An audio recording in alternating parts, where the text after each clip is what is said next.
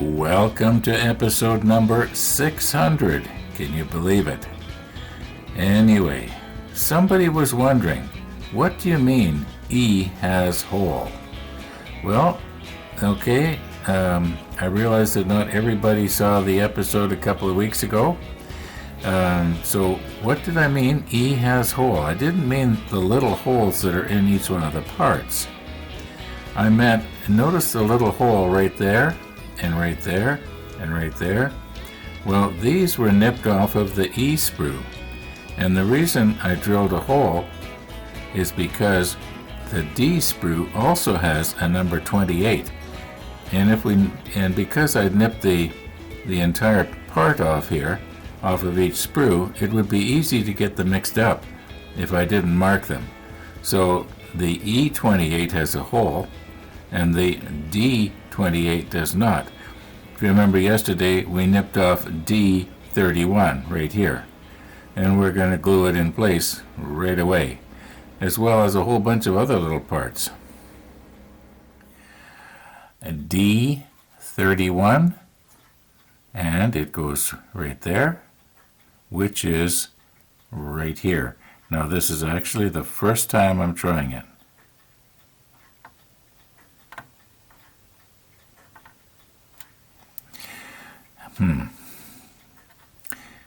I didn't want to use my fingers, but maybe I'm going to have to.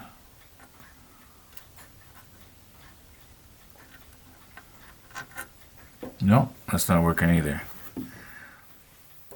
Maybe I should have done a dry run before I pushed record. What would that be called? A rehearsal? Not a dry run. Doesn't seem to want to fit in the slot. I'll put the macro lens on, maybe I'll be able to see better. Okay, I realize that didn't make a whole lot of sense, did it? You'll be able to see it better, but I won't.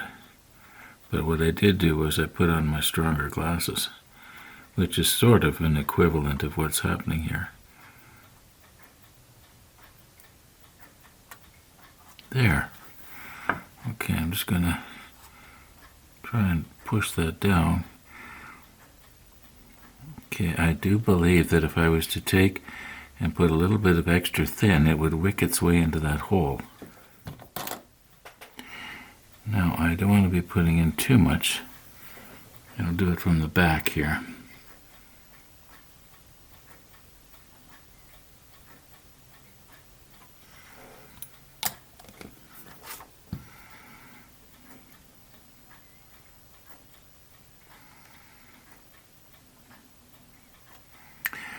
All right, there we go. D31. Now let's find D32.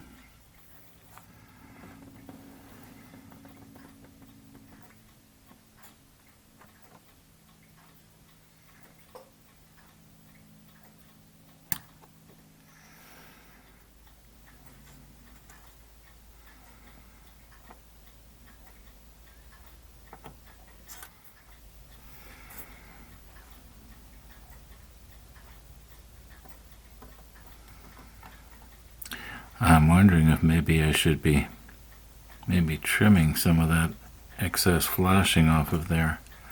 Yeah, I think I'm going to do that. You can see it's, yeah. Okay, it might be a little bit hard to see, but what I did was I made it a little bit wedge shaped so it should go in easier. Maybe.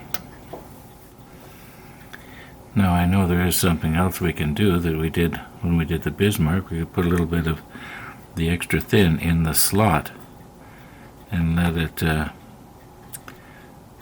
kind of enlarge the slot, but you notice how the slot is half in the deck tan and half in the dark gray, and I'm afraid that if I do a lot of messing around, I'm going to do a lot of messing around. Must be another way I can hold on to this here.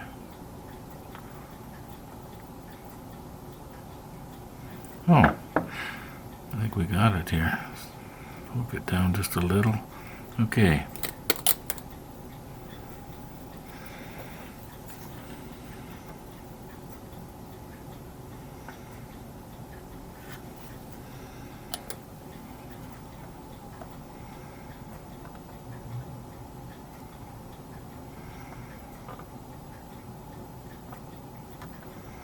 Okay, it's seated now.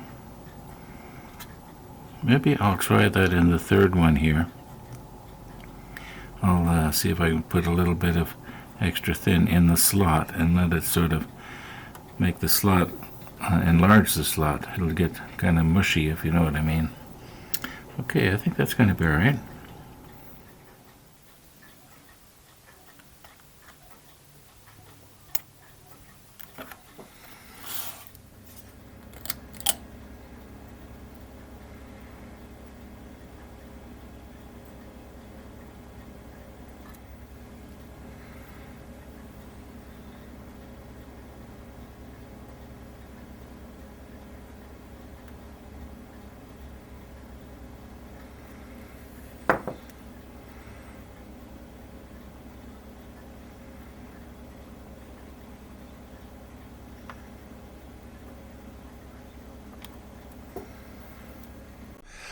When we spend a lot of time looking through the macro lens, we have a tendency to forget just how terribly small some of these pieces are, unless every once in a while my finger pokes into the view, like it did occasionally there.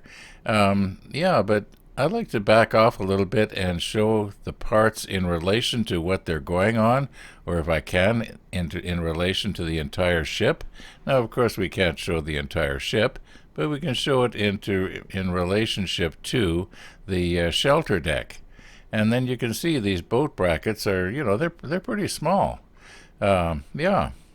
Now, one of my Facebook friends also builds model ships. And I think it was yesterday or the day before, he posted 3 pictures. I'm going to show you 2 of them. And what he did was he put his little part up against something that you knew what it was, and you could get the size of it. Now this first one here, this is actually a ruler in 0.5 millimeter segments. Each one of those segments is 0.5 millimeter. Now that little gear that we're looking at, well, that's looks really familiar. I think we had a few of those on the Bismarck. Only these ones actually look smaller. I think he might be doing a 350 scale ship, but I'm not sure.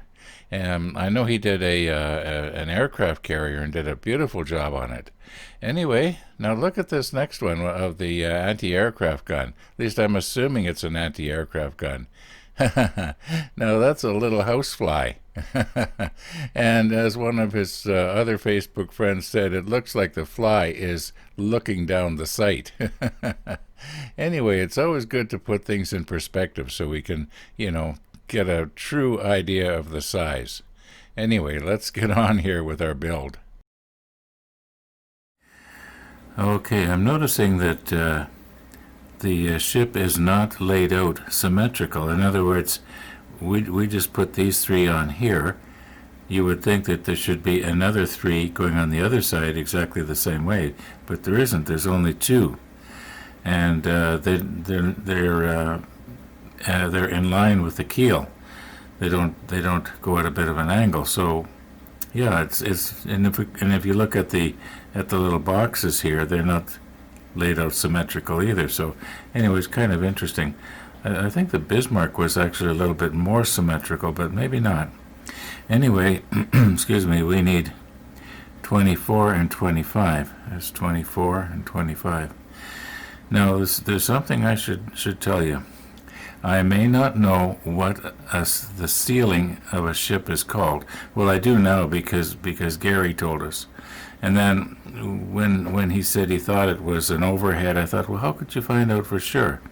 So I thought, well, Cortana will know. Cortana knows everything. So sure enough, I just said, hey, Cortana. And I have to be careful not to say that too loud, or my computer in the other room will ask me what I want to know. And anyway, so yeah, so we got the information from Cortana, and they are called overheads. Okay, we want 24 here. I'm trying to nip this off so that you can see me doing it. Maybe this isn't a good idea. There we go. Okay, here's 24, and it's going to go right here. Okay. Now, I also know the difference between a boat or a ship and a submarine. Yeah, it's just that Peter had been working on his aircraft carrier for so long, and I'd been following it for so long that I had ship in my mind. But I did know that he had just started a sub, so anyway. Sorry about that, Peter. Oh, there I go, showing weakness again. Anyway, let's get this stuck in here.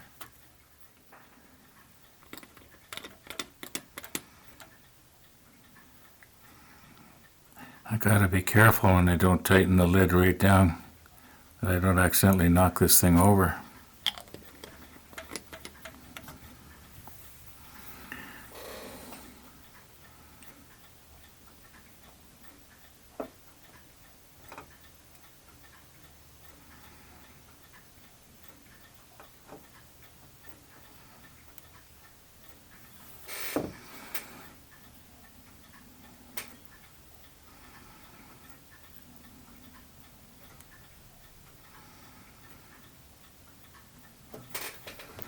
Now you're, excuse me, you're not looking at it at the same angle I am. I'm looking straight along it now, and I can see that that is perpendicular to the deck. It may not look it to you. It may look like it's leaning forward or backwards, but it is straight. So are the other three that we put on. Okay, now this one.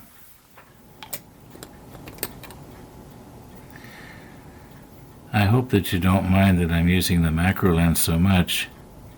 I enjoy using it. There's a bit of a challenge involved, and it puts a little bit more fun in it. It's definitely not point and shoot.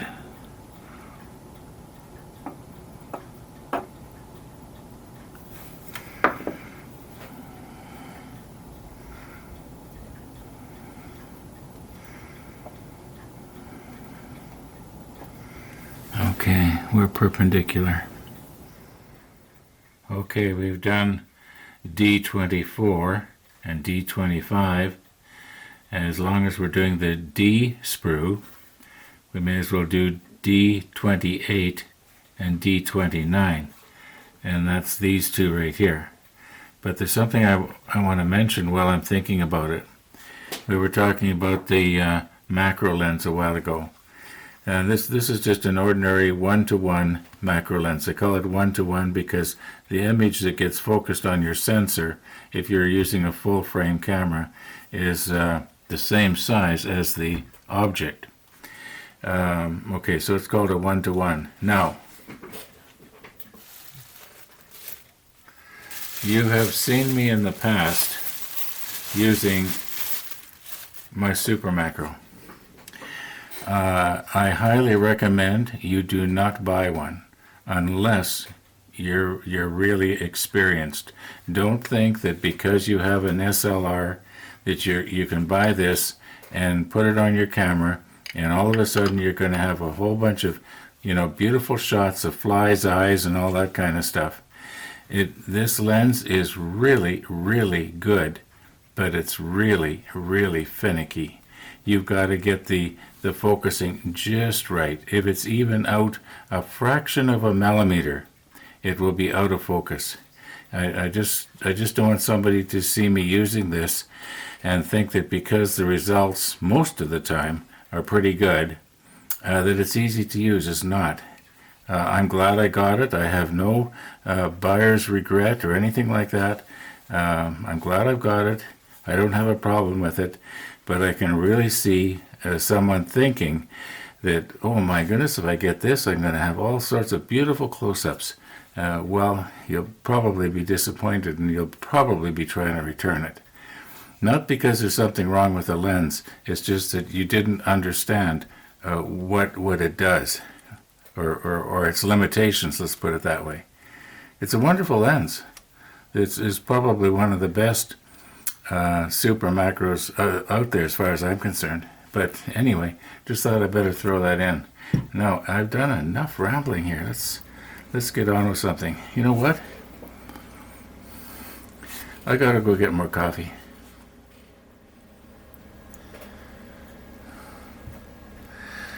So, okay, now, what kind of coffee is that? Well, it's this one right here. And it's flavored coffee. vanilla hazelnut. Most of the time I'll drink Folgers.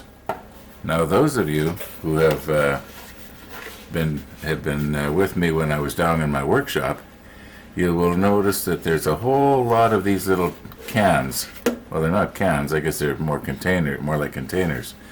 I would say there's probably 30 or 40 of these down in my workshop with all kinds of things in them, because what's nice about them is they're easy to grab hold of, right?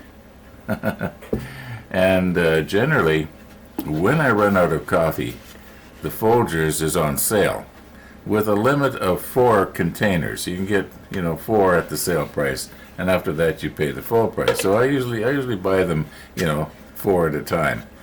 And yeah, anyway, enough about coffee. What I'm planning to do here now is I'm just going to go ahead and I'm going to put the rest of these on off camera. Just get them done.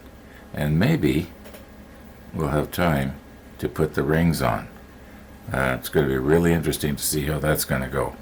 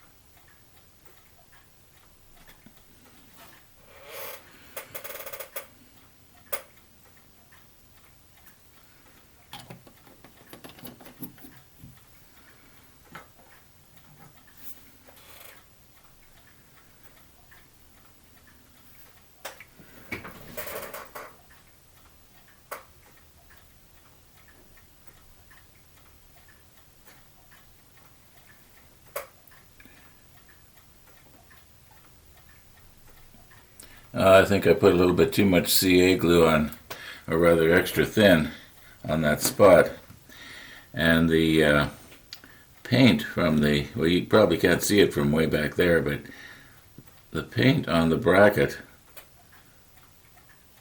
dissolved and ran a little bit into the deck tan. Now, I think that once it dries, it is going to have the illusion of being weathering.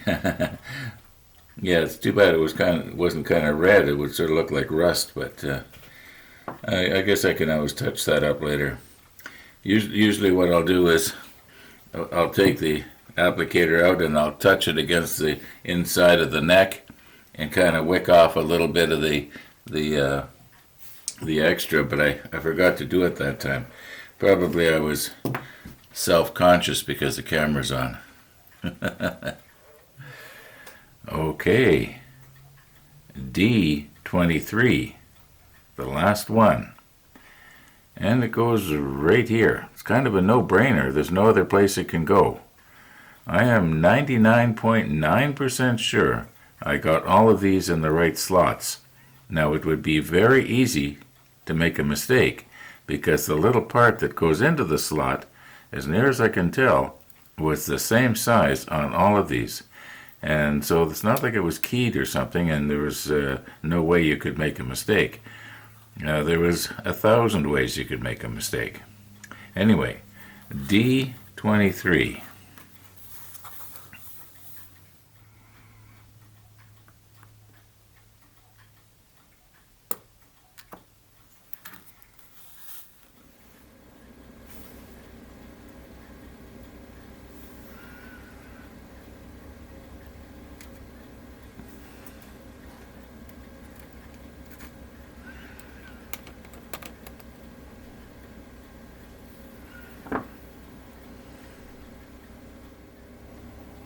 Now watch how this wicks.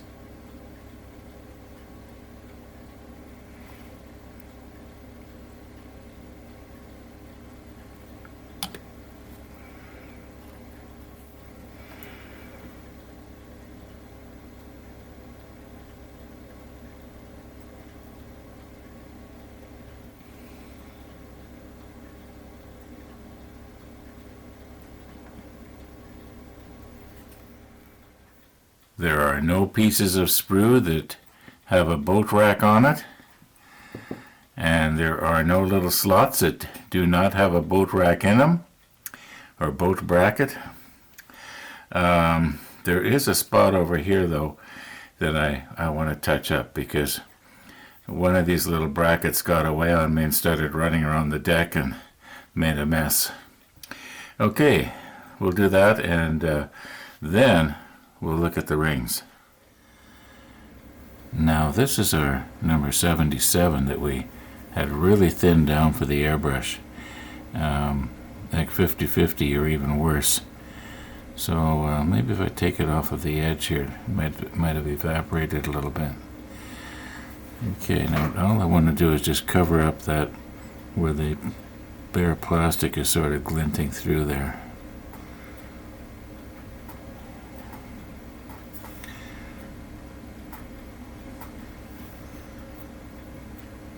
Maybe I should put it on just a little bit heavier, sort of dab it on.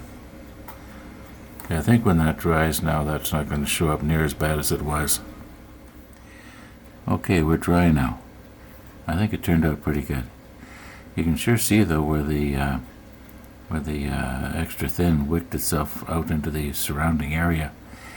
I don't know if I should have maybe tried to patch that up or not. I'm just going to leave it. This whole area here is going to be covered with a little boat, so probably wouldn't be able to see it anyway. It's probably going to be covered over. All of step 12 was these boat brackets. Yeah, we had skipped ahead, remember, yesterday to step 12 because we were waiting for those pieces to dry along the gunnels on the hull.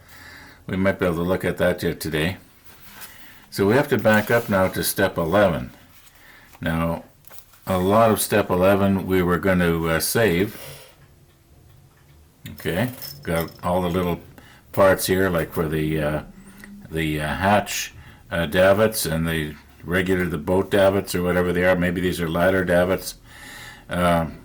We won't be using them for quite a while. And then there's this piece that goes on the side here. I don't want to put that on the hull right now because it's too easy to break off. It's something that can be stuck on later. But we do have these little rings. They can go in place now. Now, it's kind of difficult to determine what angle they're supposed to go at. Like you put them down on the deck, but do they go this way or do they go this way? It'd be nice to know exactly what they're going to support. Maybe if I check really close, the manual might show which way they're orientated once you plug them in. Anyway, let's get at it here. There's what was there, 9 of them, and our ladders. Well, we'll be putting the ladders on after this piece is stuck down onto the hull. Now, I was just checking these 9 little eye bolts over just now, and I found, to my surprise that I never noticed it before, 2 of them are filled in. This one here, and this one here. Okay.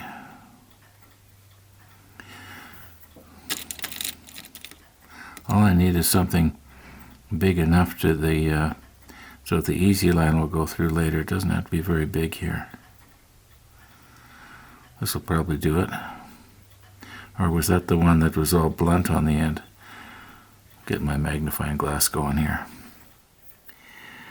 Okay, I did check that drill bit, and it did appear to be a little bit on the blunt side. It was one of those free ones that came with the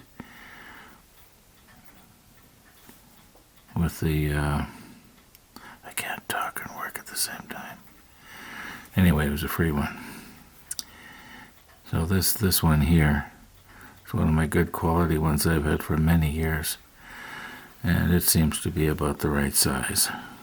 No. Okay, let's put that in a chuck here. Okay, I'm just going to do this off camera. It's too hard to manipulate everything around right in front of the camera lens like this.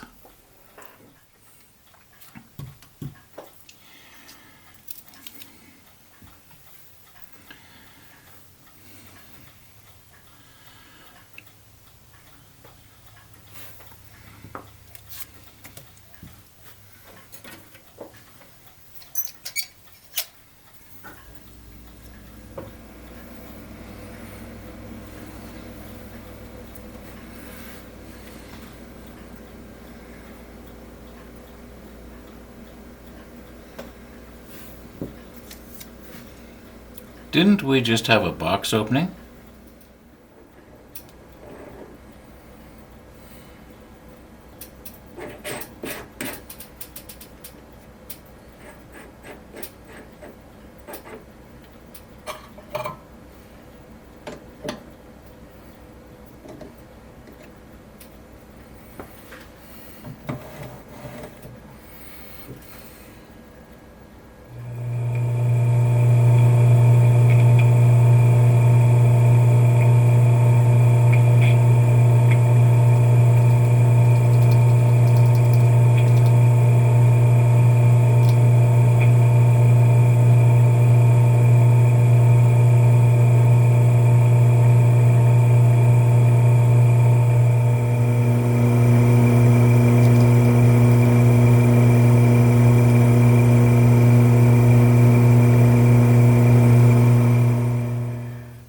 I'll bet you there was a lot of people saw me setting up to do this, and you thought to yourselves, that's not going to work. Well, I'll be completely honest. I wasn't 100% sure it would work either. I thought that possibly the bit would catch on one of the little pieces and pull it out of the double-sided masking tape that it was stuck into. I didn't think we were going to break anything. Now, here's a little tip. If ever you want to drill something with it using a drill like this, when it's in a spinning in a power drill, always bring the small part to the bit, never the other way around, and you'll have a lot better luck. Anyway, now I don't want to get this drill bit mixed up here. This chuck isn't 100% true, this little chuck. Now remember, we did check this one, and we know this one's pretty good. But this one's off maybe just a tiny little bit here. Now, get this back in here so I don't get it mixed up with my cheapos. Alright. Yeah, you didn't think it was going to work, did you? Okay, F38. There's 4 rings have to go on each side. I know there is 9, but I think that's because there was 3 F sprues and we nipped them all off. And each sprue had 3, so we ended up with 9. Anyway, one goes here, here, here, and here. Now you're going to notice on the deck where it's not just a hole, there's like a little flange welded to the deck, and then the ring plugs into the hole. But you know, we're going to have to leave that for tomorrow. We're running out of time, so we'll see you tomorrow in 601. All being well. Thanks for watching.